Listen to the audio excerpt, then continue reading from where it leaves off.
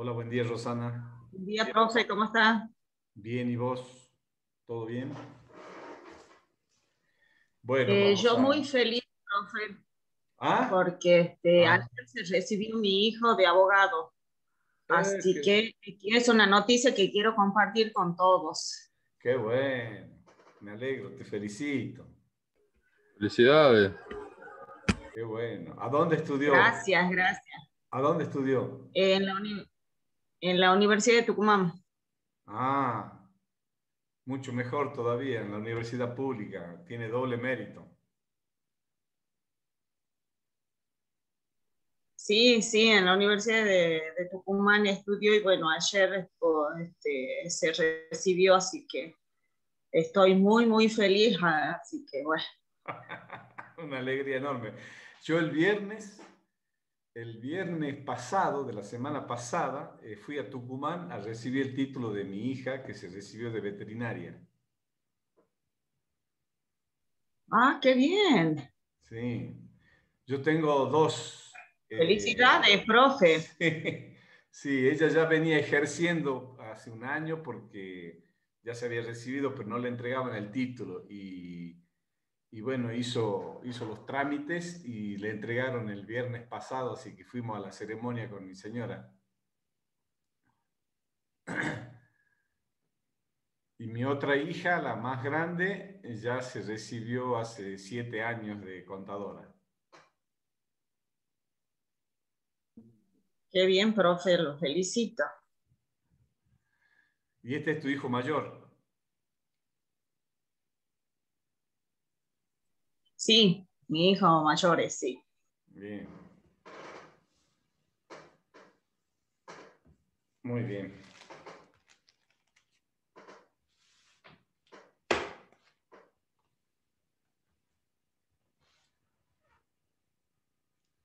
Bueno, esperaremos un ratito que se acoplen algunos más y ahí así largamos, ¿ah? Son las 9:03. Esperaremos hasta las 10, ¿les parece? ¿10 minutos?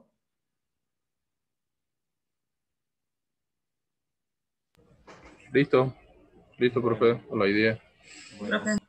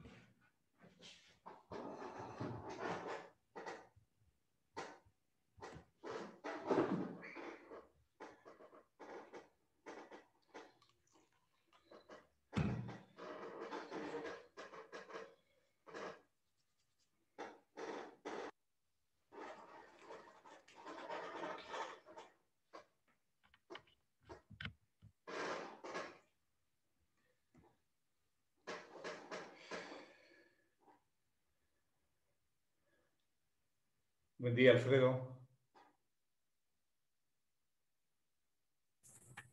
Buen día, profe. ¿Cómo estamos? ¿Bien? ¿Usted? Bien. Bueno, saludar a Rosana que se le ha recibido el hijo de abogado. Qué lindo. Ahora tiene que, ahora tiene que cumplir su meta ella. Sí. Sí, así es, gracias, Felicitaciones, Sopita. Rosana. Gracias. Ahora tiene que comprar todos los libros.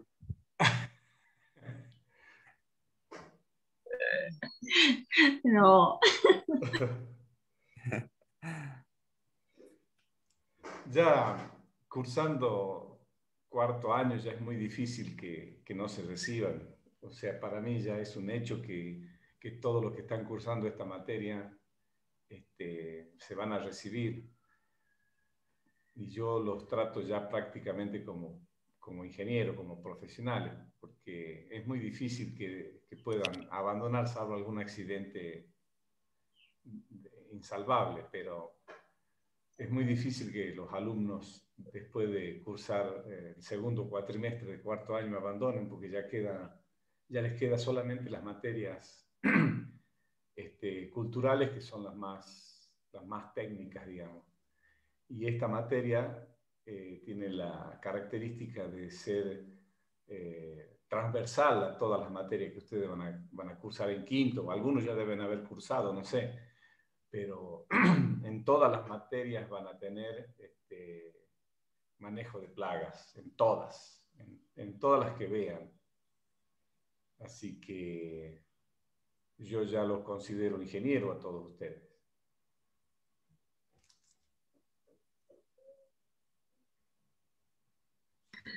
gracias, profe, pero aunque nos falta mucho. La verdad que su materia es muy, muy, muy interesante, muy linda.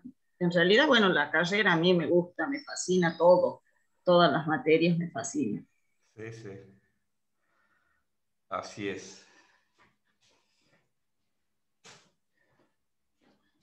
Yo en mi época de estudiante a esta materia la rendí 2 veces. Me había resultado... Ay, profe, lo que nos espera entonces. No, ahora ya son más fáciles. Después, porque yo primero estaba en microbiología. Cuando yo me pasé en el 2005 a esta cátedra, hice una pasantía en Tucumán con mi profesor. Y justamente todo este apunte que yo le estoy dando de elaboración, él me lo corrigió, lo armamos casi junto con el profesor que ya falleció cuando yo estaba haciendo la pasantía en Tucumán. Y bueno, la profesora que estaba antes en esta cátedra se jubiló en el 2009, creo, no me acuerdo bien. O sea que yo pasé a ser el profesor a partir de ese momento. Rendí el concurso y me fue bien. Así que toda una etapa de estudiante y después una etapa de profesor estuve conectado con mi profesor en Tucumán. Qué bien, profe. Y mis compañeros de aquella época ahora están también en la cátedra de manejo integrado de plaga en Tucumán, o sea que somos coetáneos con ellos y mientras yo hacía la pasantía allá en Tucumán, bueno, ellos también eran JTP en aquel momento, igual que yo, y estábamos juntos en una segunda instancia, digamos, primero de estudiantes y después ya de profesores. Y uno de ellos, que es Adolfo de la Vega, se quedó a cargo de la materia junto con Jorge Raimundo.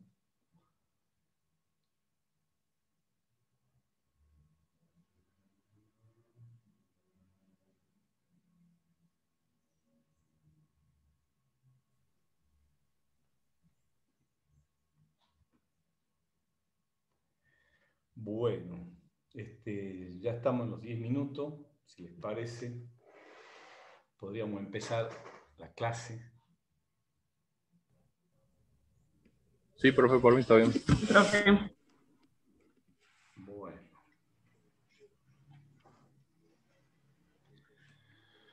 Primero voy a suprimir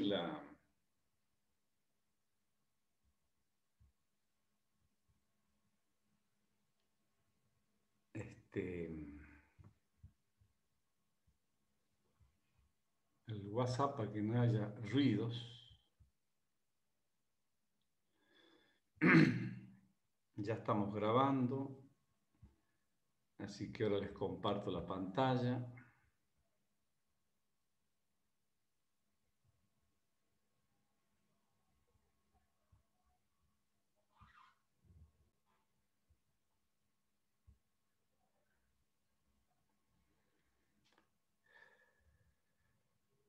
¿La ven a la pantalla? Sí, ¿no? Sí, profe. Bueno. Entonces, el tema que nos convoca hoy son dos temas. Manejo cultural, que corresponde al capítulo 4 de la currícula del programa, y manejo etológico, que es el capítulo, el capítulo 7.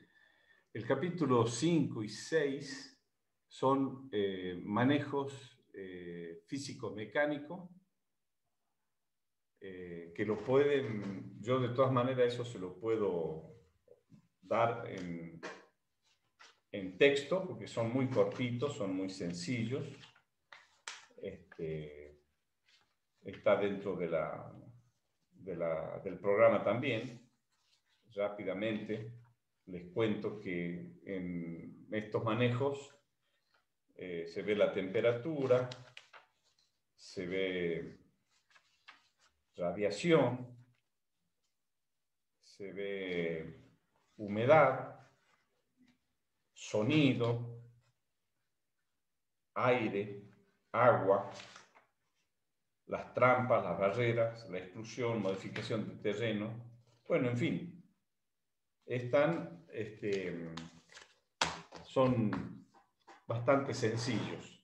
Yo me voy a centrar hoy en estos que son los más importantes desde el punto de vista de la perspectiva que tienen a futuro, sobre todo el manejo autosida. El manejo cultural, vamos a ir adelantando un poco.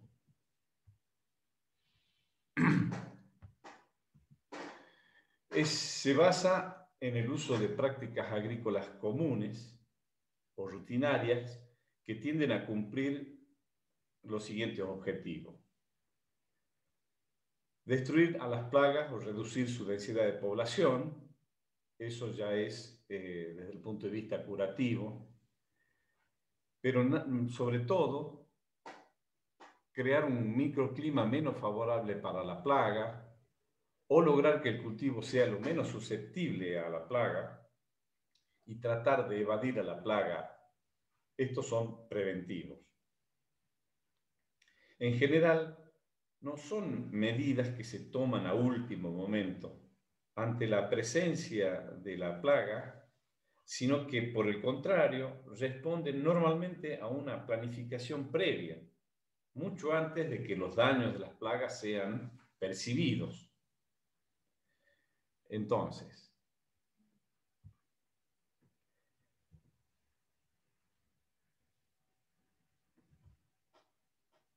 para aplicar estas medidas es imprescindible conocer la biología de las plagas y sus requerimientos ecológicos. Evidentemente, paralelamente a esto, también las características agronómicas del cultivo, conocer cuáles son las prácticas agrícolas del mismo y, por supuesto, tener una idea, un conocimiento de las condiciones ecológicas del lugar. El manejo cultural se realiza mediante técnicas que son las más simples y baratas, por cuanto estas técnicas están estrechamente asociadas con el normal manejo del cultivo y usualmente no requieren gastos extras de equipo.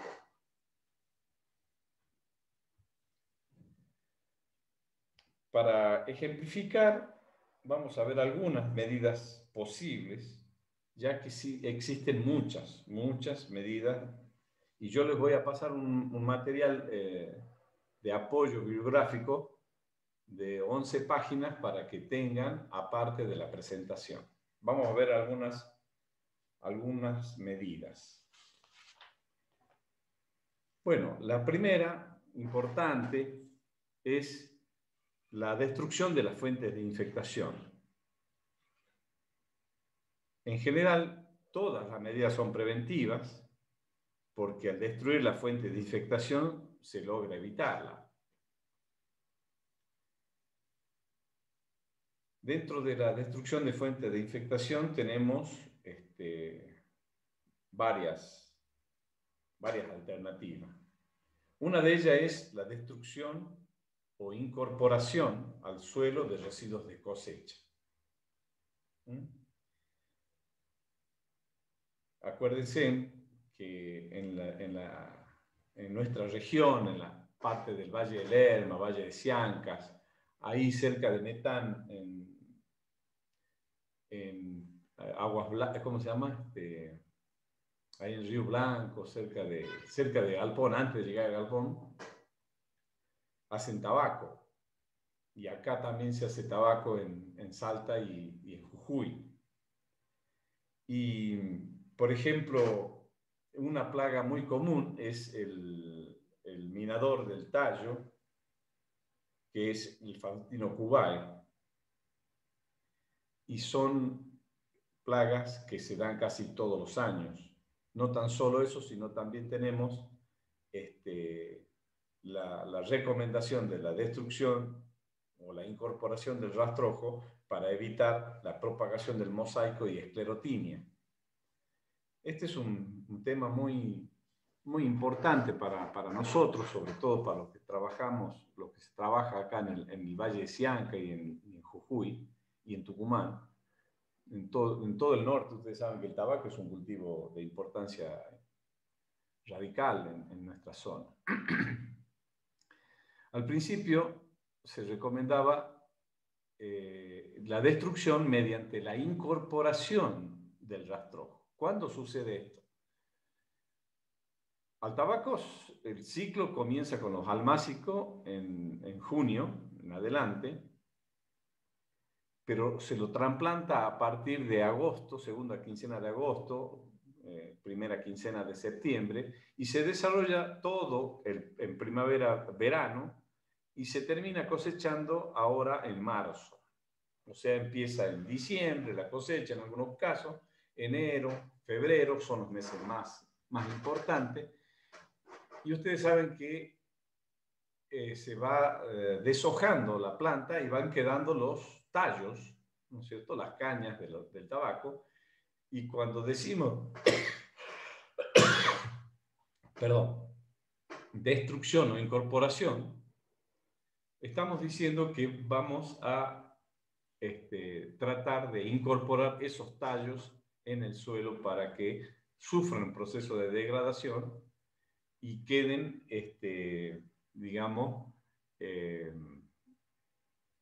de alguna manera expuesto a las condiciones climáticas y expuesto a la fauna del lugar. Se ha visto en estos últimos tiempos que antes de incorporar es mejor destruirlo, es decir, pasar una picadora de tal manera que reduzca el tamaño de la caña y quede un colchón sobre la superficie, exponiéndolo a las condiciones climáticas y a la entomofauna que hay en el lugar.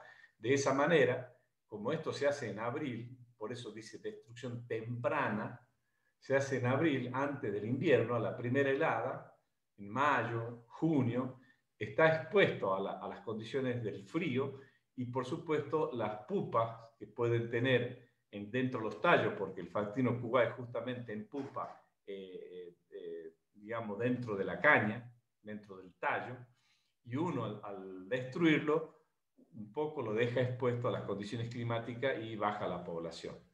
Entonces se ha visto que eso tiene mejor resultado que la incorporación directa del rastrojo. Entonces, la destrucción temprana ayuda a que luego en la preparación del suelo eso ya esté parcialmente descompuesto y con un adelanto en la destrucción de la población de la plaga, sobre todo del picudo. Bueno, ni hablar de la propagación del TMB, que es el el Mosaic tabac virus, y el problema de hongo con esclerotinia, porque los esclerosios también quedan en el suelo y si uno lo incorpora, lo estaría como ayudando a que se preserven. Entonces, la destrucción temprana significa que queden las partes de malezas y de plantas y de tallo que hay sobre la superficie primero y luego se hace una incorporación. Bien. Otra cosa importante sobre este tema es cuando hacemos rotación de cultivo. Cuando vemos la importancia que tiene de hacer rotación de cultivo, porque ya algunas de estas plagas, por ejemplo el minador, esclerotinia o qué sé yo, o algún otro problema, ya se hace insostenible los tratamientos, uno lo puede rotar normalmente con maíz o con gramínea, porque al cambiarle el ciclo interrumpimos los ciclos de las plagas y eso ayuda también muchísimo a bajar el nivel de población. Ahora, la pregunta que normalmente se hace en los exámenes respecto de esto es qué cosa le indica al alumno, qué cosa le indica al técnico, qué cosa le indica al productor cuándo tiene que volver al cultivo después de rotar con maíz, cuándo tiene que volver de nuevo al cultivo principal, porque si no sería una sucesión de cultivos. Ahí está la diferencia entre lo que es una rotación y una sucesión. Yo puedo hacer, por ejemplo, tabaco, sobre el tabaco hacer alguna solanácea, que yo podría hacer ají, también podría ser alguna leguminosa, poroto o soja. Si uno hace temprano el tabaco, por ejemplo, cosecha en diciembre y los primeros días de enero, tiene tiempo hasta sembrar soja o poroto o hacer maíz. Pero eso es una sucesión de cultivos. Uno está rotando, pero no con el fin de romper tan solo el ciclo. Cuando le indica al técnico, al productor, que el suelo, después de una rotación, está apto para volver al cultivo principal. Cuando uno observa sobre el suelo, que ya no quedan rastros del cultivo al cual ha sido rotado. Es decir, porque ¿de dónde se nutre la esclerotinia? ¿De dónde se nutren las plagas? De los residuos de cosecha. Y si uno no hace una buena rotación en el sentido de que se destruya toda el residuo de cosecha, queda ese medio de cultivo para los hongos, sobre todo, y enfermedades, ¿no es cierto? Y estaría haciendo mal la rotación. Entonces, el indicador de que uno puede volver al cultivo principal es cuando se observa en el lote la destrucción total y ya no reconoce el residuo de cosecha del cultivo principal, es decir, que se ha destruido totalmente. Eso en algunos casos puede ser 2 años. Bueno, otro ejemplo. También se pueden destruir los frutos que no se comercializan en otros cultivos, ¿no es cierto? Por ejemplo, en el caso del tomate o en el caso de los citrus. En el caso del tomate, los frutos que no son cosechables o los citrus que no sean cosechables, hay que destruirlos, es decir, sacarlos porque está la polilla del tomate y las moscas de la fruta. Entonces, esa es otra medida para los cultivos de nuestra zona que debería uno hacer, destruir los frutos no comercializables, no dejarlos en el campo. En el caso de hortalizas, por ejemplo, en el caso del repollo, el coliflor, el brócoli, que solamente se cosecha la flor o la cabeza, lo que tenemos que hacer es dejar las plantas en el campo, no dejarlas en el campo, sino destruirlas rápidamente. ¿Por qué? Porque son fuentes de infectación de las plagas. Entonces, la destrucción de la fuente de infectación involucra lo no cosechable de la planta. En el caso de animales, es muy importante, por ejemplo, en el caso del maíz, el pastoreo con ganado sobre rastrojo. En el caso del maíz se reduce un 20, un 21% del barrenador del tallo. El barrenador del tallo es de Atraea sacharali, es un lepidóptero que ataca al maíz y a la caña de azúcar. Entonces, uno haciendo sobrepastoreo con ganado reduce un 20% de infectación. Bueno, esos son los ejemplos que tenemos de destrucción o incorporación de residuos de cosecha. Vamos a ir adelantando un poquito más. A ver. Bueno, acá tienen algunas imágenes, lo que sería recolección manual o bien destrucción de los residuos de cosecha a través de máquinas agrícolas, de implementación agrícola. Bueno, vamos a ver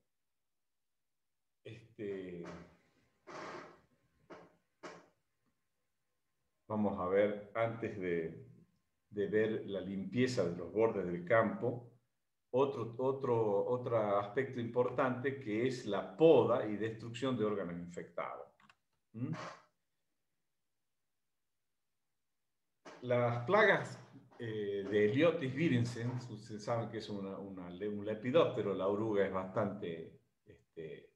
bastante conocida, Heliotis, y Mysus nicotianae, que son los pulgones.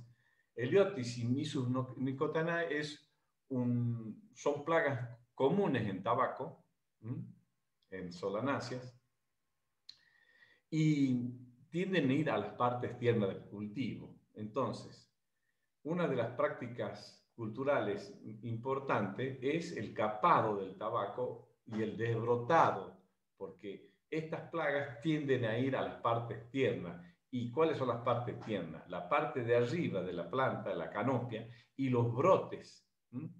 Entonces, la práctica de capado se combina con un método de fertilización y con un método de control cultural de plagas. El capado lo define el productor o la época de acuerdo, ¿no es cierto?, a las características genéticas de la variedad que uno pone y las características del suelo básicamente. Entonces, y normalmente las empresas son las que indican a los productores qué tipo de fertilización va a ser en ese año, porque las compañías recomiendan año a año a veces distintos tipos de fertilización, ya sea porque necesitan un tabaco más suave o más oscuro o más pesado, con mayor o menor nicotina. Entonces, el capado responde también a esos requerimientos. Se hace capado bajo, se hace capado medio y capado alto. El capado es una práctica cultural que tiene que ver con la fertilización y también al aprovechamiento de la destrucción de pulgones y de heliotis, porque están en las partes tiernas. Entonces el productor, el técnico, puede definir el momento en que los pulgones y los gusanos, las larvas de heliotis, están en la parte apical para hacer el capado con gente. Normalmente el capado se hace en forma manual y se recomienda un capado medio abajo para eliminar totalmente ese tipo de plagas. Por supuesto que van al suelo y luego, digamos, eso mediante cultivo, mediante la exposición solar se deshidratan y mueren. Entonces, con esta técnica de capado, en el caso del tabaco, se considera que se evita una pérdida de hasta 300 kilos de tabaco, porque la mayor parte de la energía, al capar la parte apical, la canopia, donde está por salir la flor, donde sale la flor, toda la energía que tiene que ir a esas hojas y a esa flor van hacia las hojas superiores, medianas y de abajo, y crecen más y por supuesto tienen mejor rendimiento. O sea que es un manejo cultural muy conocido y muy importante también de destrucción de plagas.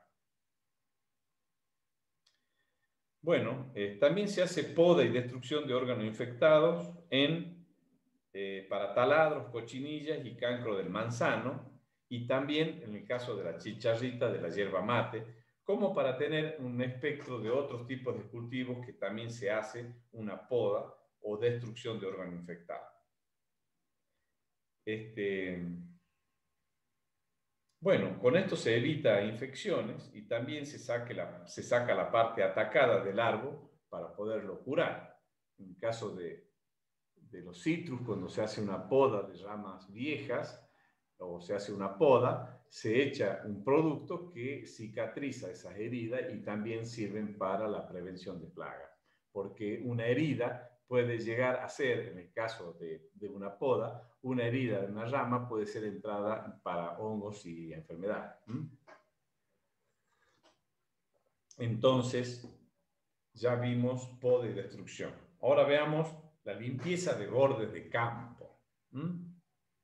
Las malezas existen, las malezas que existen en los bordes pueden ser productoras de semilla, como por ejemplo en el caso del pasto cubano. Las malezas pueden ser hospederos intermediarios necesarios para cumplir la fase sexual de la plaga, o pueden ser hospederos alternativos o secundarios solo para mantenerse mientras no está el cultivo. Entonces, las malezas tienen esa función en el campo. Se debe tener en cuenta que hay algunas especies de maleza que son de importancia en la biología de los enemigos naturales. Por ejemplo,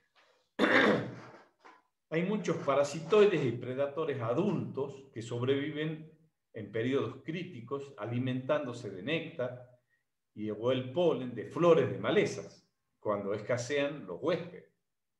De esta manera, ciertas malezas sirven como puentes generacionales entre plagas y sus enemigos naturales cuyos ciclos no están sincronizados. Otras veces, las malezas dan albergue a numerosos insectos fitófagos que sirven como presas para varios depredadores. De esta forma, puede aumentar la población de enemigos naturales sobre las malezas para luego pasar al cultivo. En estos casos, se debe permitir crecer las malezas hasta asegurar una buena concentración de enemigos naturales y luego sí cortarlas o destruir la plaga para obligar que el enemigo natural migre el cultivo, porque si no, si uno las deja, pueden preferir quedarse y no entrar al cultivo. Entonces, uno tiene que manejar esas plantas hospederas necesarias para que se desarrolle el enemigo natural, pero una vez que ha logrado una importante población, destruir la maleza para que el enemigo natural migre al cultivo. En áreas no cultivadas, también se puede estimular el desarrollo de ciertas malezas específicas, haciendo algunas manipulaciones extensivas. ¿Qué hacemos? El uso de herbicidas selectivos para seleccionar las malezas que se desea que prosperen por ser necesarias para ciertos enemigos naturales, o calcular la época en que se pueda arar o rastrar la tierra, porque variando esta se puede estimular poblaciones de distintas malezas con las que están asociados ciertos enemigos naturales. Es decir, que la destrucción y utilización y manipulación de las malezas la tenemos que conocer desde el punto de vista de qué utilidad tiene para la proliferación de enemigos naturales. Es decir, que su destrucción o manipulación tiene que tener ese objetivo, la de preservar enemigos naturales. Bueno, cuando realizamos esta práctica extensivamente, pueden determinar cambios bastante importantes en la entomofauna benéfica de la región. Por supuesto que este criterio y este punto de vista es muy difícil que el productor lo acepte, porque el productor no quiere ver un bichito, no quiere ver una plaga, no quiere ver nada. Mientras que nosotros creemos que tenemos que manejar y aprender a convivir con la plaga hasta el punto en que no produzca daño económico. Acuérdense de la curva famosa y de la meseta que tenemos al principio. Entonces, esa meseta de daño económico nos da tiempo para que nosotros podamos incorporar estos conceptos de manejo cultural. Bien, sigamos avanzando. Otra, destrucción temprana del follaje del cultivo. Por ejemplo, en el caso de la papa. Con la papa podemos evitar la acumulación de esporas del tizón tardío, porque el tizón tardío sí o sí siempre, todo el año se da, y así reducimos el inóculo que puede infectar al tubérculo. ¿Mm?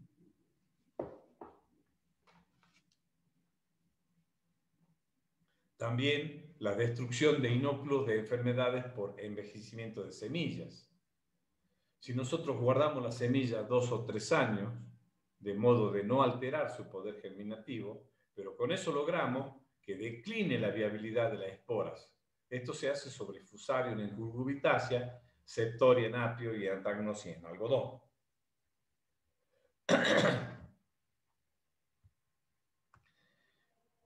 Interrupción del ciclo de vida. La interrupción, esto se combina con todas las prácticas, ¿no? Esto se logra con rotación de cultivo. La rotación de cultivo es algo muy importante. Con esto conseguimos separar en tiempo y en espacio a las plagas de sus hospederos o a las malezas que viven asociadas a ciertos cultivos. Se debe alternar campañas con cultivos que no sean atacados por las mismas plagas o con cultivos que sean más fáciles del manejo de la plaga. Bueno, por ejemplo, en caso del tabaco, nosotros podemos hacer una rotación tabaco, leguminosa, gramínea. Como dijimos hace rato, si hacemos la cosecha temprana del tabaco en diciembre, primeros días de enero, podemos sembrar una leguminosa, ya sea soja o poroto, rompiendo el ciclo un poco de las enfermedades y plagas del tabaco, o bien luego pasar a una gramínea, en vez de una leguminosa hacer una gramínea. Con esto logramos el manejo de nematodes, ya que la exploración del suelo es muy importante por parte de la gramínea, y ustedes saben que los nematodos, cuando se airea, cuando se hacen poros grandes y cuando se explora a través de las raíces por el maíz, el drenaje es más importante y por supuesto los nematodes se drenan junto con el agua.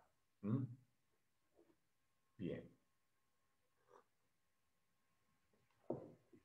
Otro caso es la soja o poroto, que son susceptibles a esclerotinia. Cuando el poroto o la soja es atacada por esta enfermedad, pueden quedar los esclerosios, seguramente quedan los esclerosios en la parte del rastrojo, de la parte vegetativa de la planta, y nosotros, y acá vale lo que hablamos hace rato, hacemos una rotación con otro tipo de cultivo. Podemos hacer sorgo, maíz. ¿Y qué nos indica que podemos volver a hacer soja o poroto? Cuando el medio de cultivo por donde se desarrolla esclerotinia es justamente la parte aérea de la planta. Entonces yo tengo que verificar en el suelo que ya los residuos de cosecha han sido totalmente destruidos, entonces puedo volver al cultivo principal de soja o poroto. Otro ejemplo es cuando queremos controlar todas las manejas de hoja ancha en tabaco, rotando con maíz, porque el maíz podemos usar el 2,4-DB o el 2,4-D, que es un herbicida hormonal latifolicida. Entonces limpiamos el cerco, el lote, el predio de hoja ancha con una rotación de maíz. Esos son los ejemplos de interrupción del ciclo de vida. Tenemos otro manejo más, nutrición o vigorización del cultivo. Bueno, puede ser en cantidad, o sea, las plantas bien fertilizadas toleran mejor los ataques de plaga y compiten mejor con las malezas. Ahora, cuando yo me paso de la fertilización, hay dos situaciones. Una, que puedo fertilizar también las malezas. Y otra es que al cultivo lo hago más débil de lo normal, es decir, lo hago más aguachento. Entonces, hay que tener cuidado con la fertilización. Tiene que ser una fertilización equilibrada. Como excepción a esta regla, plagas de pulgones, chicharritas o arañuelas rojas que prefieren atacar partes bien nitrogenadas donde ellas pueden criarse y multiplicarse más rápidamente. Entonces, ahí hay que tener mucho cuidado con la fertilización. La fertilización tiene que ser equilibrada en relación a los análisis de suelo y a las expectativas de producción. Bueno, vamos a ver, ya que estamos viendo fertilizante, tipos de fertilización. La fertilización equilibrada, en momento oportuno, básicamente de nitrógeno, fósforo y potasio. Pero también hay que tener en cuenta el calcio, que hace que las pectinas sean más resistentes a las enzimas de hongos patógenos, lo que es favorable para evitar podredumbres blandas, por ejemplo. Entonces, es importante que nosotros tengamos una fuente relacionada al calcio. ¿Mm? Bueno, el fósforo favorece el desarrollo temprano de raíces en trigo, con lo que reduce el daño por gusano alambre. Es decir, los gusanos de suelo, si nosotros tenemos pocas raíces, se va a verificar mucho más el daño. Pero el fósforo favorece el desarrollo temprano de esa raíz. El potasio, por su parte, reduce el contenido de nitrógeno en la savia, con lo que perjudica a los pulgones y a las chinches, pero no perjudica el contenido proteico de la soja. O sea que hay que tener una buena equilibrio entre la fertilización. La falta de potasio, la deficiencia, da tejidos que se hidratan mucho, se hacen más susceptibles a enfermedades. Entonces, si nosotros tenemos deficiencia de potasio, tenemos que ver la manera de aportarle potasio para que no sean tan débiles las plantitas más aguachentas. O sea que la fertilización es algo importante. Vamos a pasar a otro concepto. Evasión en épocas favorables a las plagas. Elegir una fecha apropiada de siembra o bien trasplante o plantación y realizarla en un lapso de tiempo breve, de modo de monitorear ataque de cortadores. Lo primero que hay es justamente los cortadores. Están en el suelo, alrededor de las plantitas, y mientras están tiernas van y cortan al ras del suelo. Entonces, nosotros tenemos que monitorear para ver qué tipo de ataque tenemos de cortadores. Puede ser gusano blanco, gusano alambre. Entonces, uno puede usar alguna medida de control, normalmente son cebos. Esa es evasión de época favorable. La anticipamos o la hacemos más temprano para no tener un ataque tan intenso. Acuérdense que el objetivo es estar en esa meseta de no llegar al daño económico. Quinto, evitar condiciones microclimáticas favorables. Perdón, me estaba olvidando de darle algunos ejemplos de evasión de época favorable. En el caso del algodón. En el caso del algodón tiene un ciclo de plagas muy emparentada con el ciclo de cultivo. Tiene lagarta rosada, que es el gusano del capullo. Yo creo que tenemos algún tipo de ejemplo de esto, a ver si lo tenemos más adelante, no sé si está. No, no está acá. Bueno, ya lo vamos a volver a ver. Entonces, tenemos la lagarta rosada en algodón. Se recomienda la siembra temprana porque su mayor daño es en otoño. Entonces, si nosotros anticipamos la siembra, evadimos un poco la época de mayor influencia de la plaga. Cuando usamos semillas vigorosas de algodón, resiste el ataque de pulgones. O sea, que tenemos un mayor umbral de daño. Estos pulgones sirven de alimento y aumento de enemigos naturales que luego atacarán a los pulgones que van a atacar a los capullos. Entonces, también tenemos esa alternativa de trabajar con la siembra temprana y semillas que vigorosamente resisten el ataque de pulgón. Otro plaga importante en algodón es el picudo del algodón. La sincronización de la fecha de siembra en una amplia región expone al ataque de un número mínimo de plagas al máximo de plantas susceptibles. Es decir, si yo sincronizo una fecha, ¿no es cierto?, donde el ataque es mínimo del picudo, estoy favoreciendo la disminución de la incidencia de la plaga. Bien, ahora sí podemos pasar a condiciones microclimáticas favorables. Elegir áreas geográficas para la siembra. Profe, disculpe. Sí. No se están pasando las filminas, ¿no? Sí, lo que pasa es que estoy en evitar condiciones microclimáticas ahora. Recién... está bien, pensé que estaba avanzando con eso. Disculpe. No, es un aporte más que hago, porque ya me di cuenta recién que todavía nos faltan barreras, plantas trampas, o sea que ya vamos a llegar a todo esto. O sea, Perdón. Estoy ampliando un poquito cada concepto que están en las diapositivas.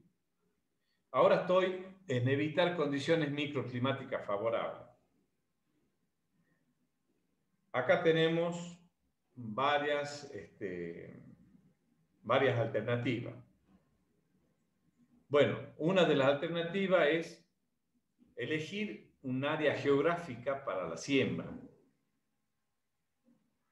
Por ejemplo, en aquellos cultivos que son propensos a enfermedades de hongo, donde la humedad lo favorece, buscar zonas que sean secas y podamos hacer bajo riego.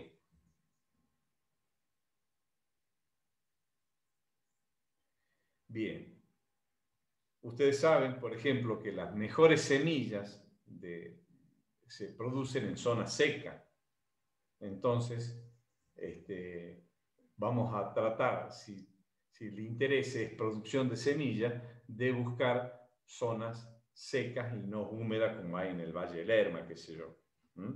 Entonces, elegir el área geográfica de acuerdo a qué es lo que estamos por sembrar y cuál es el objetivo nuestro.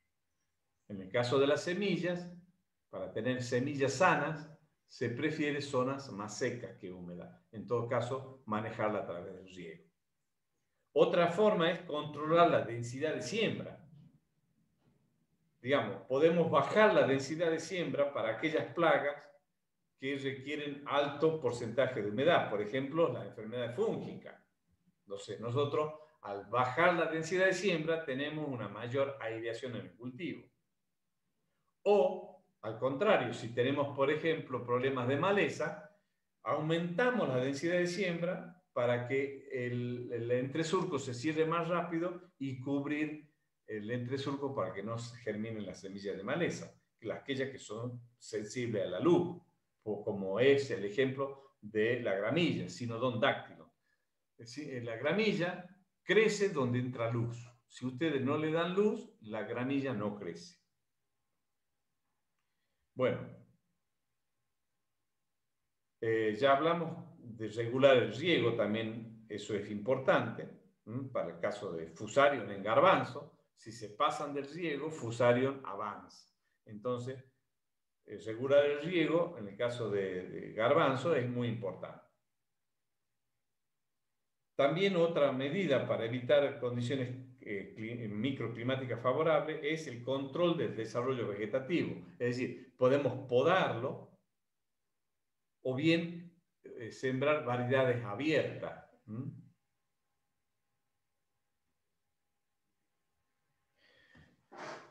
En el caso de frutales, por ejemplo, en el caso del limón, hay 3 variedades: Génova, Lisboa y Eureka. Creo que el Lisboa y el Eureka son plantas laxas que se abren, mientras que el Génova es más compacta. Entonces, si estamos en una zona de mucha humedad relativa, conviene tener plantas más laxas que compactas. Entonces uno puede elegir Eureka o Lisboa y no el Génova. Otro ejemplo para evitar condiciones climáticas es el desbrote de la yerma terminal. Eso se hace en el caso del algodón, que tiene ramas y maduración más temprana, entonces uno la vuelve menos suculenta y la hace más susceptible a gusanos y hongos. Entonces uno puede sacar ramas o yemas. Ya hemos explicado el caso del tabaco.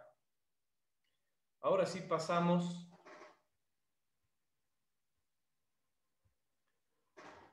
a barreras de plantas o cultivos. Muchas plagas se extienden de una planta a otra por la parte aérea o bien por su sistema radicular. Las barreras de planta con otras especies resisten a esa plaga, se pueden retrasar o impedir su diseminación. Por ejemplo, la pseudomona atacando el banano se transmite de un sistema radicular al vecino. Se puede intercalar con ananá u otro cultivo de menor porte cuyo sistema radicular no esté cerca del banano. O sea, eso es una barrera para, en el caso del banano, con el problema de pseudomona.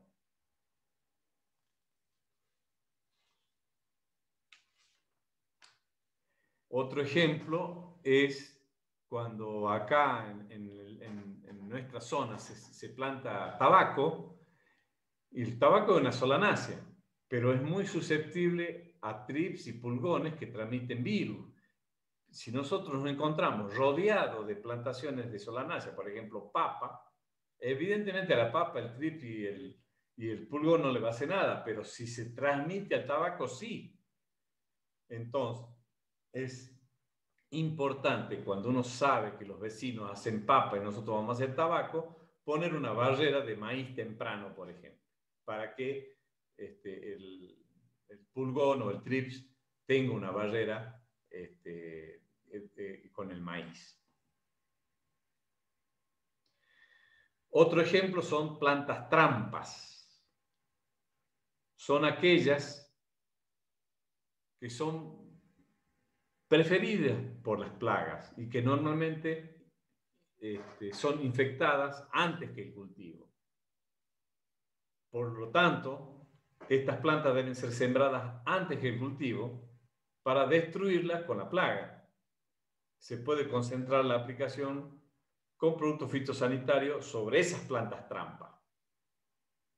Por ejemplo, en caso de soja, si yo pongo franjas de variedades de maduración temprana para tratar la chinche verde. Ustedes saben que la chinche verde en estado vegetativo no produce daño a la soja, pero en estado reproductivo produce baneo de frutos, baneo de vainas. Entonces, si yo en un lote pongo una variedad temprana donde la chinche va a ir a atacar el estado reproductivo, trabajo sobre esa franja tempranamente, destruyendo la plaga y preservando el cultivo con una variedad normal o más tardía. ¿Se entiende, no? Cómo se trabaja con las plantas trampa.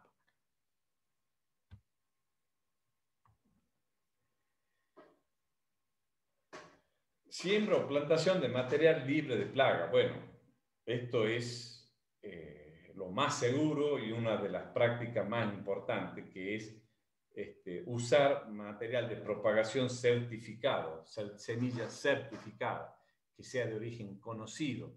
ya que tiene un estricto control fitosanitario, donde las plantas se crían en canteros con cuidado extremo, por ejemplo, los almácigos en Solanaceae, o bien con la caña semilla tratada térmicamente contra el raquitismo. Es decir, que nosotros nos aseguramos para hacer una plantación o para hacer un trasplante que sean con un cuidado extremo en el caso de los floating en tabaco o en el caso de la caña semilla tratada térmicamente para la bacteria del raquitismo.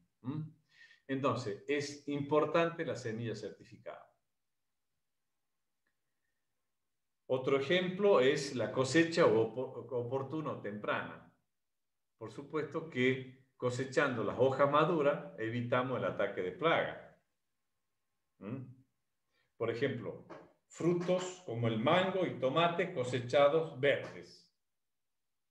Uno lo cosecha pintones o verdes, después alcanza por supuesto, cuando nosotros lo cosechamos todavía verdes o pintones, ya están en su punto fisiológico.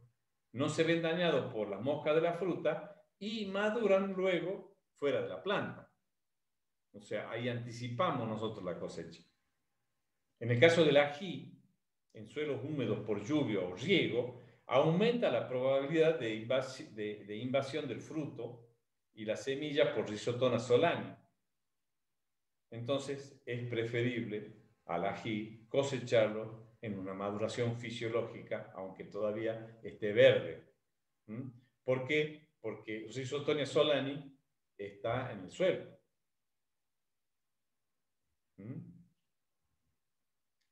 Y por último, uso de variedades resistentes a distintas plagas. Estos, ya sabemos, se logran por mejoramiento, son variedades resistentes para enfermedades de hongos y virus.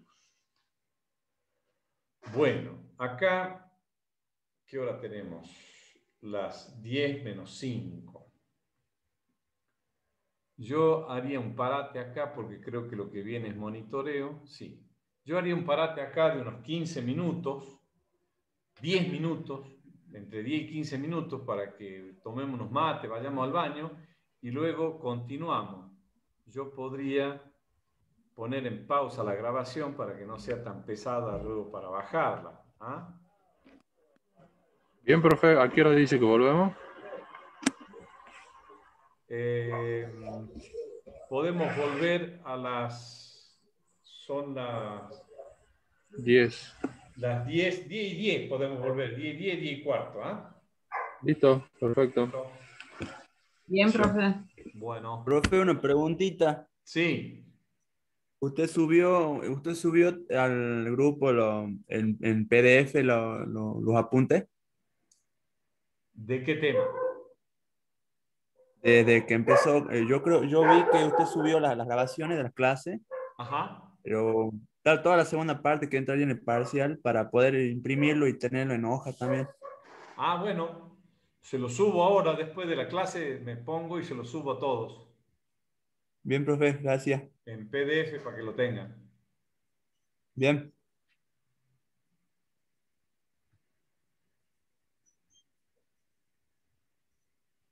Hola, Sergio.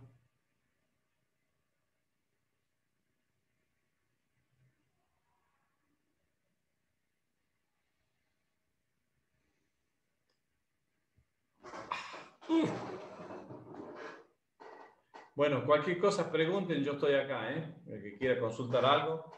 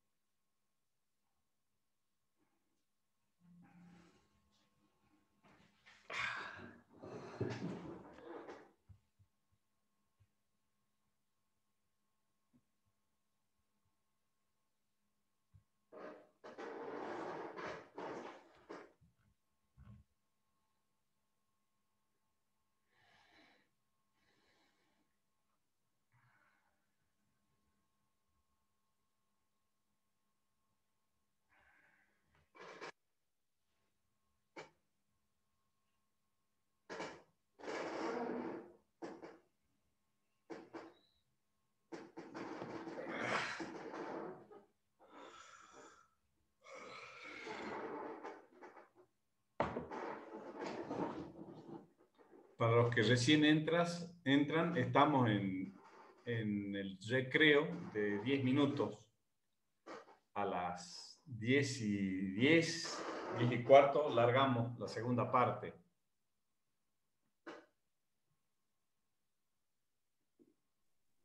Buen día, profe, muchas gracias.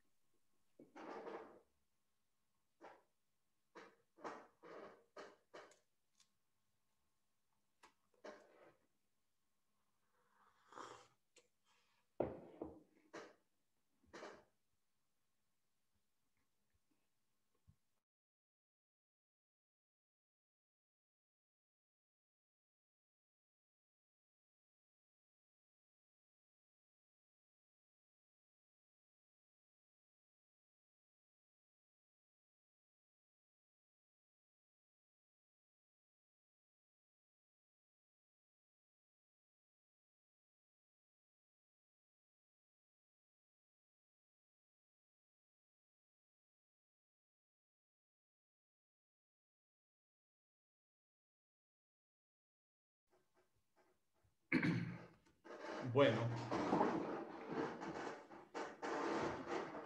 ¿les parece para que continuemos? Sí, profe. Dale. Ahí les comparto la pantalla donde habíamos quedado. Profe, antes que siga, yo quería hacerle una consulta. Dale. Mis plantas de zapallo tienen hongo, semicilia probablemente. ¿Hay algún remedio casero o solo tengo que comprar un fungicida? ¿De cuánto estamos hablando un fungicida? ¿Cuál es la plaga?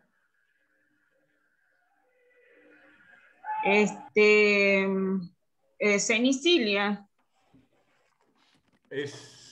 No la conozco particularmente, pero ¿se refiere al ataque en la parte vegetativa o en la parte reproductiva? Claro, en la vegetativa, en las hojas, En las hojas. tienen, digamos, manchas blancuzcas. Ajá. Y bueno, empieza primero con una clorosis y después, Sí. bueno, se evidencia, digamos, el patógeno. Sí. Bueno, como preventivo, en hortalizas tenés el azufre micronizado, tenés los inorgánicos, eso que hablamos al principio. Ahora, si ya tenés en forma curativa, digamos, en forma preventiva, podés usar los inorgánicos o bien los de contacto, los ditiocarbamatos, que son, digamos, que actúan antes que la espora germine, es decir, en el tubo germinativo. Ahí actúan los preventivos. Y digamos que yo he observado mucho que preventivamente hacen con azufre micronizado o bien directamente con pulverizaciones cada 10, 12 días de Zineb o Mancozeb, que son zinc o cobre, para hacer la prevención. Ahora, si ya tenés manifestaciones avanzadas, es decir, que ya se ve el agente etiológico en el en vez de las hojas, ya tenés que avanzar con algún curativo. ¿Y qué zapallo es? Coreanito es, profe. Lo que pasa es que todas mis plantas estaban infectadas, entonces tuve que agarrar y sacarlas todas. Las sigo observando porque para ver si de alguna manera se erradica y no. Entonces, bueno, digo, ya tengo que curarlas. Estuve haciendo todo lo que usted estuvo diciendo de sacar Sí. todo, erradicar las plantas Sí. enfermas, ¿ha visto? Sí. Pero bueno, lo mismo sigue propagándose, así que por eso le pregunto, ¿y cuánto costarán esos fungicidas? Porque ese, digamos, es la cuestión. Claro. Bueno, a medida de que te vas a fungicidas curativos, porque las dosis curativas son más altas que las preventivas, y a medida que te vas con productos más específicos son más caros, claro. Ahora, lo que sí deberías considerar es de hacer una rotación en ese lote para que puedas cortar el ciclo de las esporas o del órgano de propagación del hongo.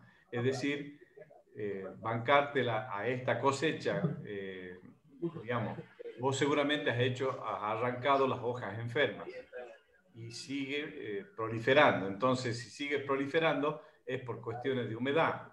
Está muy húmedo, está lloviendo mucho. También, sí. Entonces, estamos con un problema meteorológico jodido, digamos, porque la alta humedad relativa es muy beneficiosa para la propagación de las enfermedades.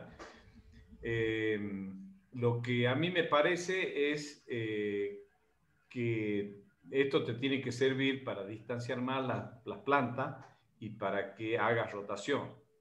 Lo que sí, seguramente para hacer un tratamiento curativo hoy ya te va a salir con la estrovirulina, por ejemplo, que serían las mejores, te va a tener un costo, digamos, en realidad la estrovirulina ya han bajado mucho de precio. Yo creo que sería lo recomendable actuar con esos tipos de productos que son de origen natural y tienen mucha efectividad. Bien, profe.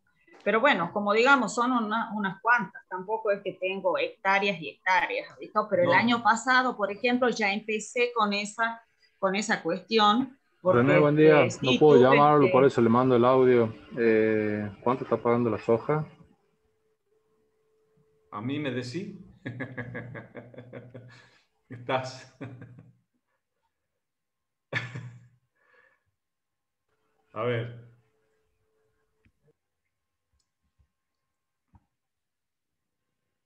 Bueno, estoy conversando yo con Rosana, ¿puede ser?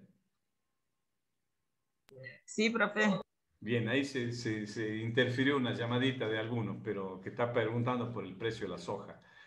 Bueno, lo que te quiero decir es que yo creo que yo me hago un panorama de acuerdo a lo que vos me estás contando, de que vos ya tenés la enfermedad instalada porque no la podés erradicar y las condiciones meteorológicas están a favor del desarrollo de la plaga. Por lo tanto, para mí tendrías que trabajar directamente con los sistémicos, con la dosis curativa de los sistémicos y irte a las enfermedades de fin de ciclo que son las más jodidas en las hortalizas, que es con la estrovirulina. Bien, profe. Entonces, andate a la agroquímica que tengas hay algunas que hacen, digamos, particionan porque saben que son productos caros, productos, digamos, de poco uso. Y bueno, trata de conseguir la pequeña cantidad que vos necesites y aplicar eso. Porque no vas a poder dar vuelta a la página con el tiempo que tenemos, un tiempo muy lluvioso, muy húmedo, pero sí Claro, profe. date cuenta de que nosotros en el norte estamos condicionados por la corriente del Niño y la Niña. Esos ciclos generales que inciden en Latinoamérica inciden en nosotros de forma inversa, es decir, mientras que para el sur de la Argentina, todo lo que es la zona núcleo, desde el sur de Córdoba, Santa Fe hacia abajo, digamos, la corriente del Niño significa humedad. El Niño está relacionado a que el niño siempre se orina, entonces siempre llueve, y la niña al revés, la niña no se orina. Entonces, cuando tenemos efecto de la niña, nosotros tenemos seca. Pero eso ocurre en la parte del centro y sur de la Argentina, y nosotros en el norte tenemos un efecto inverso. Entonces hay que tener cuidado con estas cuestiones. Por un lado, tener en claro en qué ciclo estamos, si en el ciclo de la niña o el niño. Eso es un dato que te puede dar idea de cómo vamos a tener el año. Nosotros estamos en estos momentos con un efecto de la niña. Entonces, el efecto de la niña es inverso acá en el norte, es decir, húmedo. Tendría que ser seco, pero es inverso en el norte. Entonces tenemos una situación húmeda. Eso por un lado. No siempre están como yo te lo digo, pero más o menos hay que tener.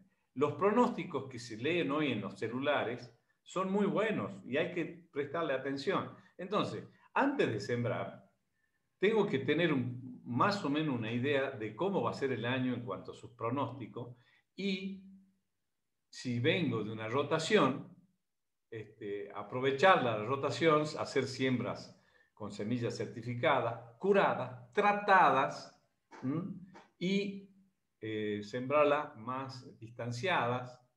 En fin, hacer también una intersiembra con otra especie que tenga efecto inverso a la enfermedad. En fin, ese manejo cultural es importante. Y después el manejo terapéutico, o sea, el manejo de fitosanitarios, mejor empezar con preventivos. Siempre en el caso de hortalizas el preventivo es mejor. Tal vez un tratamiento de suelo podría llegar a ser importante previo a la siembra o durante la siembra, y la prevención en la parte vegetativa. Y si ya estamos avanzados, como ahora veo que estás avanzada con la parte vegetativa, donde ya has arrancado las partes infectadas, la única que te queda es hacer curativo. ¿Estamos? ¿Se entendió? Bien, profe, gracias. Bueno, comparto de nuevo la pantalla.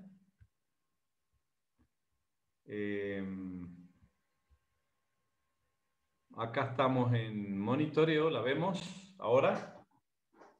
Sergio, adelante. Bueno. Sí, profe, se ve. ¿Se ve bien?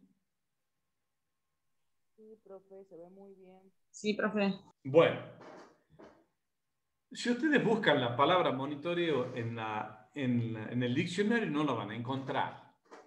Pero para nosotros, los técnicos, los ingenieros agrónomos, los técnicos en el agro, para nosotros es muy común hablar de monitoreo. Y este es un procedimiento que nos permite evaluar y vigilar el estado sanitario de un cultivo, midiendo presencia o ausencia de esos organismos nocivos, pero también los benéficos.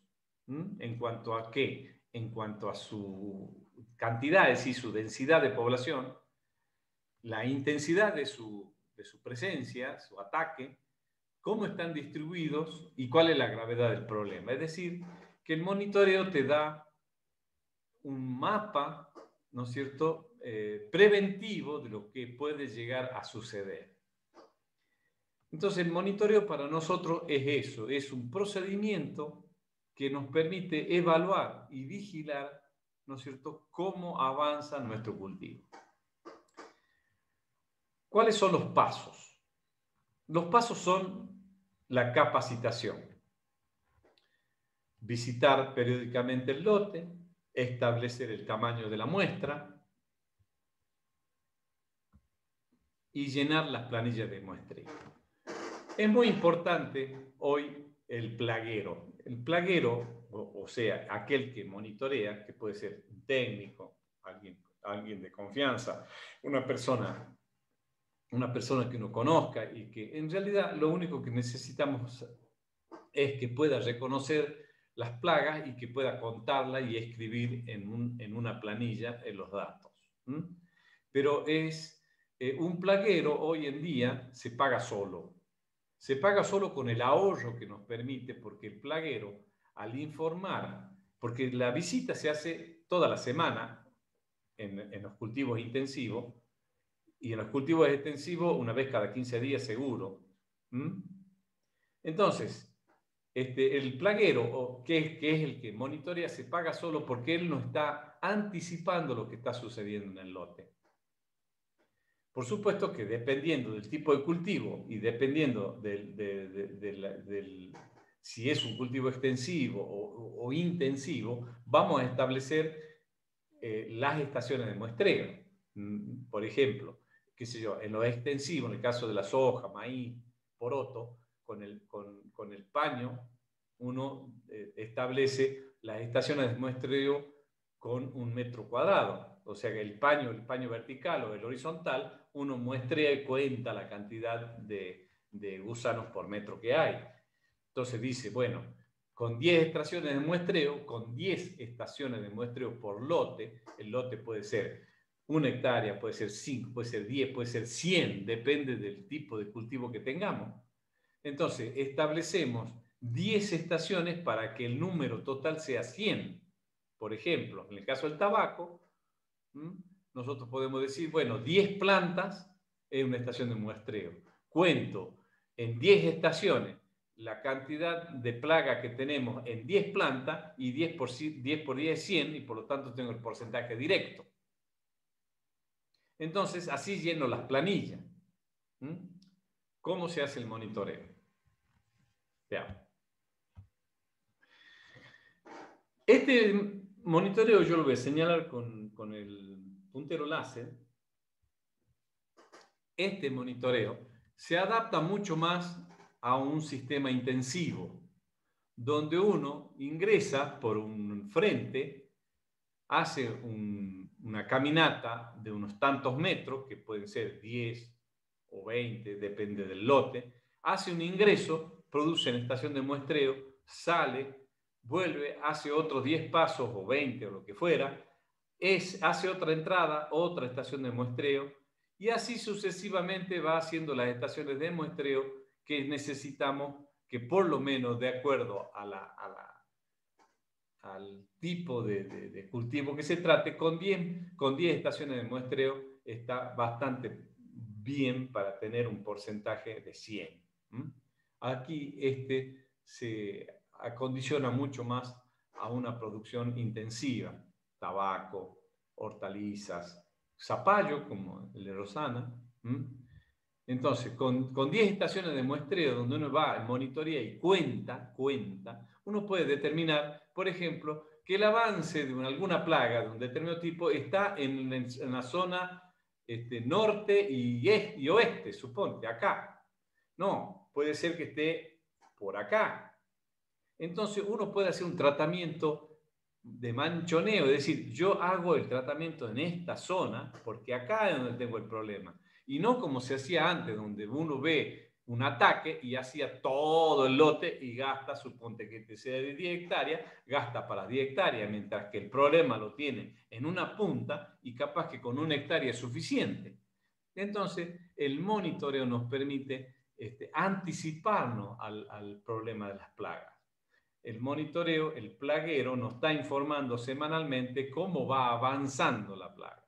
Entonces, esto es una alternativa muy importante.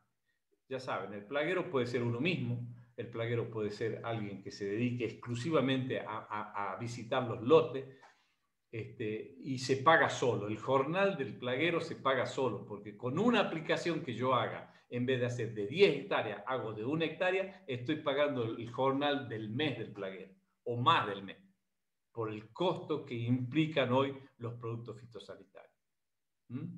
Bueno, los esquemas que vemos abajo son más tipo para extensivos, es decir, acá tenemos que considerar, por ejemplo, que en este lote, que puede ser 100 hectáreas o 1000, ¿por qué digo esto? Porque hay plantaciones, hay siembras extensivas, como el caso de la soja, el poroto, el maíz, donde uno hace la siembra y sobre todo en la primera etapa, en la etapa más importante, uno hace un recorrido en diagonal y puede decir, bueno, acá tengo una estación de muestreo, acá tengo otra, acá tengo otra, tengo otra, y completamos las 10 estaciones de muestreo, tal vez hasta inclusive haciendo un recorrido por un triángulo del lote. estableciendo las 10 estaciones de muestreo. Entonces, con un paño vertical, uno hace una toma acá, otra toma a los, qué sé yo, si esta diagonal son 500 metros, y bueno, haré una cada 50 metros, cosa de tener 10 muestreos. Entonces uno va viendo cómo se desarrolla todo esto. Ahora, si es una superficie mucho mayor, si estamos hablando de, qué sé yo, de 500 hectáreas, no sé, bueno, uno puede entrar con el vehículo por acá. El daño es ínfimo el daño. Es mucho menor que con la pulverizadora, porque uno hace un recorrido con la camioneta de acá hasta acá en 500 hectáreas y te podés parar en 5 lugares y después hacer la cabecera y completar las 10 tomas de muestra y ya está, ya tenés un dato bastante importante del estado sanitario del cultivo. El que está al lado es otro semejante, nada más que en vez de hacerlo en diagonal, lo hacemos en zigzag. Entonces, acá empiezo, tomo muestra, sigo, tomo muestra, acá hago un giro y voy tomando por cada zigzag 3 o 2 muestras, de manera tal de completar el lote con 10 estaciones de muestreo, para que yo tenga un número aproximado y válido para poder sacar los porcentajes de infectación. Entonces, no tan solo se monitorean plagas insectiles, sino también malezas, las plagas insectiles en caso de los cultivos extensivos con el paño vertical, las malezas con el círculo, que es la representación, digamos, de cuántas malezas encontramos en un metro cuadrado, o bien el monitoreo de intensidad y de caso de enfermedades de hongos. Bueno, habíamos dicho, ¿no es cierto?, de que es muy importante cuando hacemos el monitoreo tener paralelamente también una idea del estado fenológico del cultivo, es decir, cuándo vamos a hacer los conteos y cómo vamos a verificar. Acá tenemos un esquema en el caso del tabaco. Acá tenemos el plantín, que ya debe estar listo en agosto, septiembre, se hace el trasplante, acá empiezan los problemas, y paralelamente nosotros tenemos que tener en cuenta que nosotros tenemos una temperatura. Esta es una temperatura que la medimos acá, más o menos una temperatura promedio que está entre 21 y 10 grados. Una temperatura media. En esta línea tenemos aproximadamente lo que sería la precipitación, es decir, en septiembre, agosto llueve poco, fíjese, en agosto, septiembre, empieza algún tipo de lluvia en octubre, noviembre, más o menos igual que octubre, pero a partir de diciembre en adelante, hasta llegar a febrero o marzo, tenemos unas lluvias importantes. También tenemos que tener en cuenta la humedad relativa del ambiente, que es la que va más o menos acompañando la lluvia, ¿no es cierto?, con la temperatura. Entonces la humedad relativa es importante. Entonces, las fechas, los estados fenológicos, acá tenemos plantación, acá tenemos desarrollo vegetativo, hasta que llegamos al final, donde ya empieza a manifestarse la canopia, la flor. A partir de allí se hace el capado, y luego del capado tenemos las primeras cosechas de hojas de abajo, la limpieza, donde se puede hacer un tratamiento de suelo para que no salgan las malezas, y así sucesivamente hasta completar el ciclo.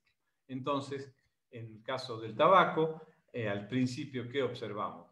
Cortadores, gusano blanco, gusano alambre, heliotis, que son el gusano cogollero. También podría llegar a aparecer marandobá. Podríamos tener pulgones, trips, sobre todo antes del capado. Y bueno, y los problemas de virosis. Los problemas de virosis son todo en esta etapa vegetativa. Nosotros, la mayor parte del monitoreo y de la prevención la tenemos desde plantación hasta el capado. Bueno, este es el caso del tabaco. Acá tenemos muchas plagas en diferentes momentos. Vamos a ver ahora En el caso de la caña de azúcar, para tener otro ejemplo, nosotros tenemos, si vamos a empezar con una plantación, nosotros tenemos a partir de septiembre, octubre, la brotación, a partir de noviembre en adelante empieza el macollaje, es decir, se empieza a aumentar el número de tallos por metro, hasta que se cierra el entresurco, y a partir de allí en adelante, que sería más o menos fines de diciembre, enero, febrero y marzo, tenemos el periodo de gran crecimiento de la caña, donde se crece verticalmente el número de canuto y hojas. Es un crecimiento vertical donde absorbe toda la nutrición que ha sido hecha a través de la fertilización en macollaje. La fertilización se hace en macollaje y se absorbe todo, y a partir de abril en adelante empieza la maduración. Puede haber una maduración natural, que es con la primera helada, donde se inhiben las yemas apicales y empiezan las intercalares a crecer en grosor y a transformarse todo lo acumulado en glucosa en sacarosa. A partir desde abril en adelante tenemos la maduración, que puede ser química también, es decir, inhibir que siga creciendo arriba para que se induzca al crecimiento intercalar, es decir, que crezcan los entrenudos para que vaya acumulando azúcar. ¿Qué plagas tenemos nosotros en este tipo de cultivo? Vamos a ver. Tenemos como manejo cultural las enfermedades de roya y raquitismo. La roya se desarrolla en plantas que son susceptibles, y cuando nosotros, digamos, se manifiestan cuando la plantamos tardíamente, de tal manera que la caña planta, cuando brota, es más tierna y está más susceptible en épocas húmedas a la roya. ¿Qué se observa la roya? Se observa más o menos, se observa este tipo de foto, donde se ve una especie de amarillamiento asoleado, un bronceado en la planta. Un bronceado. Ahora, ¿cómo se evita esto? Sembrando temprano o con variedades resistentes. De todas maneras, la roya no es un problema tan grave, sobre todo en caña planta. Después en caña soca ya prácticamente no existe. Sí es una situación bastante jodida el tema del raquitismo. Es una bacteria que se instala en los vasos vasculares de los canutos de abajo y no permite la circulación y la acumulación de azúcar. Eso es muy importante hoy. ¿Qué se hace para este tema bueno, acá está explicado lo que les dije recién, el manejo integrado de la roya: anticipar la brotación, escapar de la helada, que salga la primera brotación a partir de septiembre, es decir, con bastante tiempo, es decir, con tiempo seco. ¿Por qué? Porque las condiciones favorables es mucho menos susceptible en tiempo seco que en húmedo. Entonces, y otra es la variedad resistente, como le dije, por ejemplo, la tucumano 0019. Y con respecto al raquitismo, tenemos el siguiente forma de manejo cultural. Podemos hacer un semillero propio. Lo ideal sería comprar semilla en los laboratorios certificados por la estación experimental. Ahora, pero también tenemos la alternativa de que nosotros hagamos nuestro semillero haciendo un tratamiento térmico, es decir, yo aquel lote que lo veo destinado para semilla, cosecho en esos carritos helvéticos de 3 toneladas, la llevo al ingenio. En el ingenio tienen una cuba que está a 50 grados centígrados y con las grúas se mete ese paquete de caña de 3 toneladas. Durante 2 horas a 50 grados la bacteria es muy débil y hasta los 50 grados muere. Si bien hay algunas yemas que también mueren, sobre todo las apicales, no es una incidencia grave para el trasplante. Para hacer esto, Previamente yo tengo que hacer un análisis de raquitismo en los laboratorios que están habilitados. En Salta está el laboratorio de la Colmena Santa Rosa y en Tucumán está el INTA de Santa Ana y también la estación experimental donde uno puede hacer el análisis de raquitismo. No es conveniente, no es aconsejable usar caña semilla que tenga más del 5% de infectación. Con menos del 5% es posible. Es preferible 0%. Entonces se comercializa la caña libre con semilla certificada. ¿Y cuál es el tratamiento cultural? Es la rotación y la eliminación de la cepa por medio químico o mecánico. Cuando uno va a cambiar, cuando ya tiene una infectación importante, lo que hay que hacer es directamente eliminar la cepa. Eliminar la cepa. Veamos. ¿Cuál es el problema de Diatraea sacchararia? Acuérdense, hace rato le dije que es el barrenador del tallo, que hace galerías. Nosotros para manejar esta plaga tenemos que monitorear tempranamente en macollaje o a fin de macollaje la detección de huevos. Los huevos están en vez de las hojas, en las hojas medias de la gramínea, también ocurre en el maíz, y tenemos que observar el color. El color, cuando son depositados los huevos, es un color translúcido, blanquecino, digamos, hialino, y cuando están por eclosionar las larvas, se oscurecen y se pone un color marrón. Entonces ahí estamos entre 1 a 5 días de la eclosión, de 2 a 6 días de la eclosión. Entonces, desde que eclosiona la larva del huevo hasta 5 o 6 días después, que se penetra en el tallo, esa es la ventana de aplicación. O sea, nosotros tenemos que tener el monitoreo observando el color de los huevos para así determinar cuándo sale la larva y cuánto tiempo demora desde que eclosiona del huevo, camina por la hoja hasta que se mete al tallo. Tenemos esa ventana de aplicación.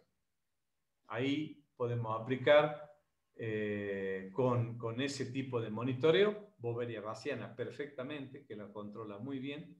Es un hongo que controla patógenos.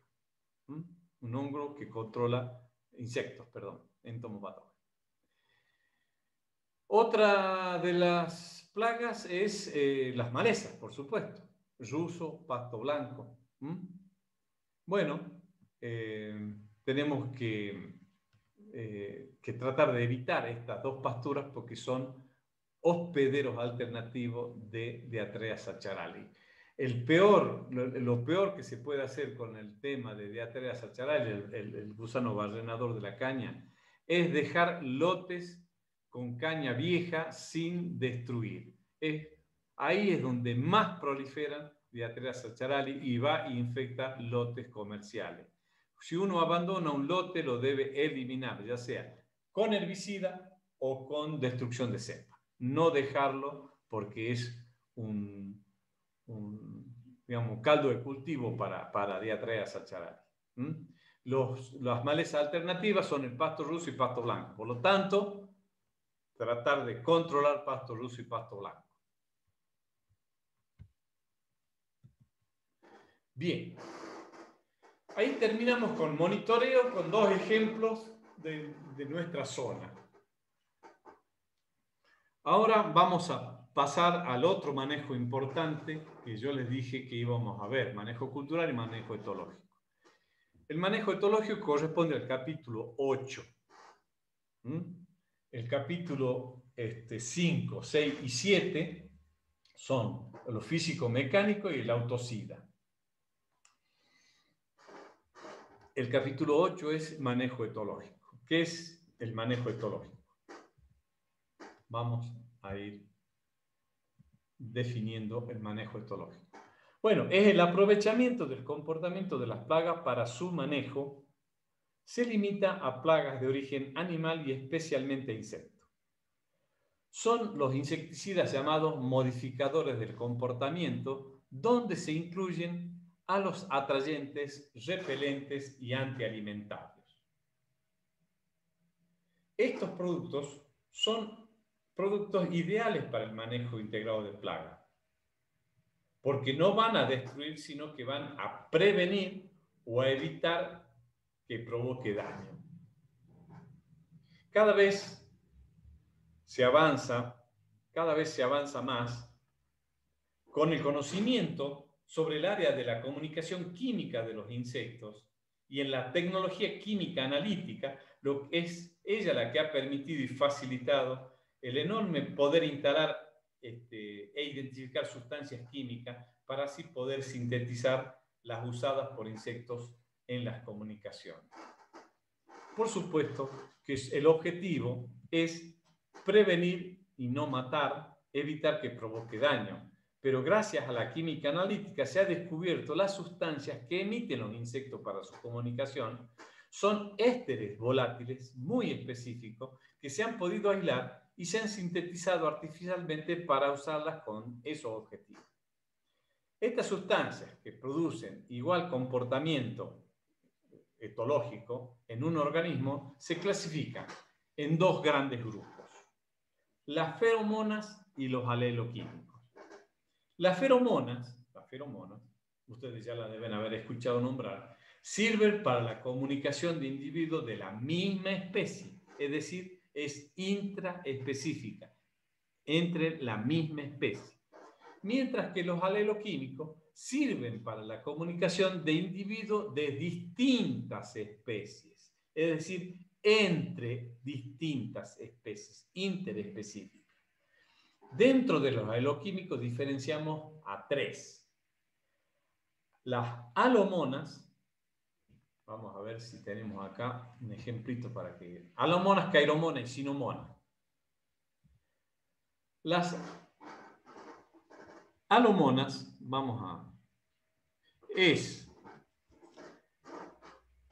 si nosotros tenemos un organismo presa, un organismo presa, como el caso del pulgón, que emite una sustancia volátil, esta sustancia atrae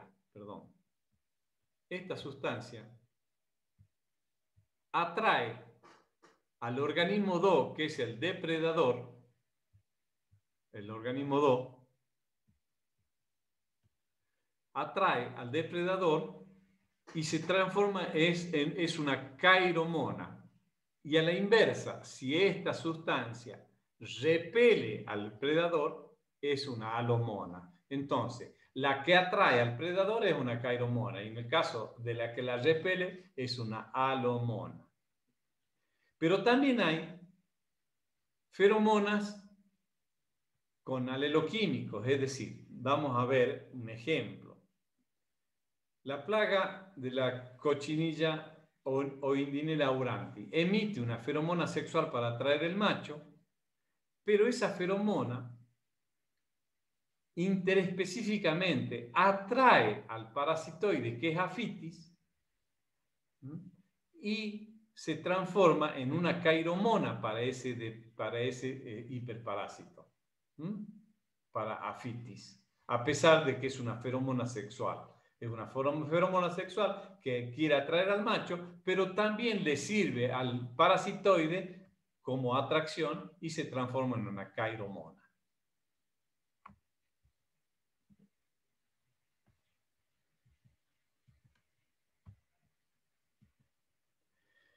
Las feromonas es una molécula, como en el caso del picudo del algodón, o son varias moléculas, que es en el caso de la mayoría de los casos son varias moléculas, es muy difícil de sintetizar. Cuando es una molécula, bueno, es más específico, pero tenemos, perdón, ¿qué pasó acá?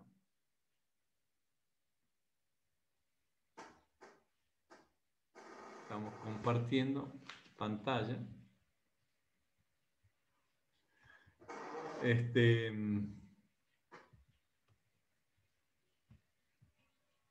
Feromonas de reconocimiento, feromonas de agregación o de antiagregación, feromonas de marcadores de sendero y también las feromonas trampas. Es decir, que tenemos distintos tipos de feromonas.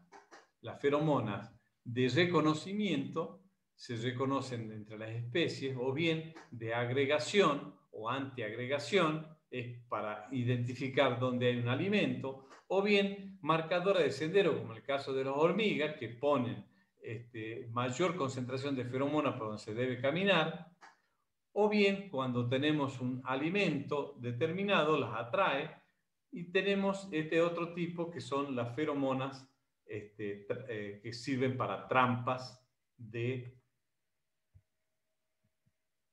feromonas sexuales, que sirven para atraer insectos en un dispositivo que le permite pegarse y se puede hacer un conteo. Entonces, dentro de lo que son las feromonas, acuérdense que son entre la misma especie, interespecífica, tenemos de reconocimiento, de agregación, marcadora de sendero y feromona sexual. Ahora,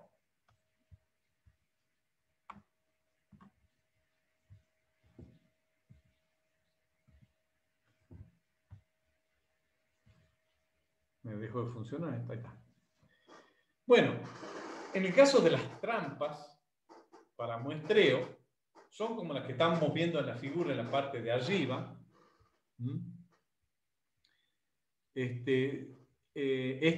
Estas feromonas se utilizan para muestrear y son formulados evaporables con gránulos, o bien son gránulos de liberación lenta.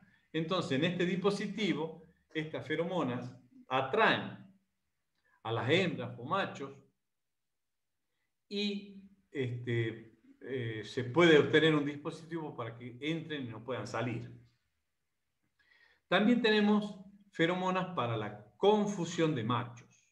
Es decir, el ejemplo son varios. Tenemos, por ejemplo, como el gusano de la manzana, Cydia pomonella, o bien tenemos el ejemplo de la lagarta rosada, la Pectinophora gossypiela, para atraer la confusión de machos. Ya les voy a decir cómo funciona esto. O bien, también en el caso de algodón, para atraer al picudo del algodonero, que es en el capullo, el Antonomus grandis. Otro ejemplo, en caso de Grafolita molesta, es en el duraznero, el gusano del duraznero que ataca el durazno. Y también tenemos un ejemplo más cercano acá para nosotros, las feromonas de confusión. La cochinilla de la vid se vende en dispenser de feromona para la confusión de machos, ¿sí? ¿Cuál es la cochinilla de la vid? Planococcus vitis, que tiene esta apariencia de cochinilla blanca. Entonces, ¿de qué sirve las feromonas para confusión? Lo que hacen las feromonas de confusión es emitir tanta cantidad de feromonas donde el macho se llega a confundir porque lo que va a buscar la hembra para la cópula y no la encuentra. Al no encontrarla, va hacia otro lado y es tanta la cantidad de feromonas que hay en el lote que el macho pierde el interés de la cópula porque se confunde porque no la encuentra la hembra y, por supuesto, al no producirse la cópula, no prolifera la plaga. Esa es la idea de estos dispositivos de feromona de confusión sexual. Bueno, con esto quiero decirles que las ventajas del uso de feromona es que no son tóxicas en el medio ambiente, tienen poca residualidad, son muy volátiles y son muy específicas. y no tienen amplio espectro, es decir, son específicas de cada especie. ¿Y cuál es la otra importancia? Que no seleccionan resistencia o hay muy poca probabilidad que lo hagan, porque, digamos, nosotros al hacer las plantas trampas podemos poner un líquido o algo por el estilo y no discriminan entre susceptible y resistente. Entonces tiene algunas ventajas. Lo bueno de esto es que una vez que los químicos se han identificado como feromona natural, se tratan de sintetizar un análogo y es difícil porque una pequeña diferencia que haya en la molécula ocasiona una considerable pérdida de actividad. Y son moléculas muy complejas y a veces, sobre todo, cuando hay combinación de moléculas. Bueno, también no es tan solo se trata de encontrar el tipo de feromona, sino tenemos que acertar con la concentración que se emite, que tiene que ser proporcionada para cada molécula. Entonces, es una tecnología muy, muy sutil y muy precisa el tema del uso de feromonas. Bueno, ya la hemos clasificado, ya la hemos visto, la de reconocimiento, espaciamiento, agregación, antiagregación, marcador de sendero, y las sexuales que son las más importantes. Bueno, ya hemos dado los ejemplos y con esto damos por terminada la parte de la clase de manejo cultural y manejo etológico. Así que estoy a su disposición. Faltan 3 minutos para que sean las 11. Hemos terminado a tiempo. Así que estoy acá para cualquier consulta que quieran hacer. Puedo parar la grabación.